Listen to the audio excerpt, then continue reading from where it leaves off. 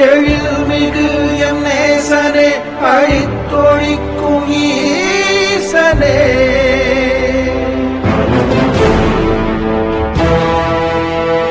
இல்லாமலாடும் பந்தமே கல்லாகி நிற்கும் யூதமே கல்லாயங்கட்கு சொந்தமே எல்லா உயிர்க்கும் அந்தமே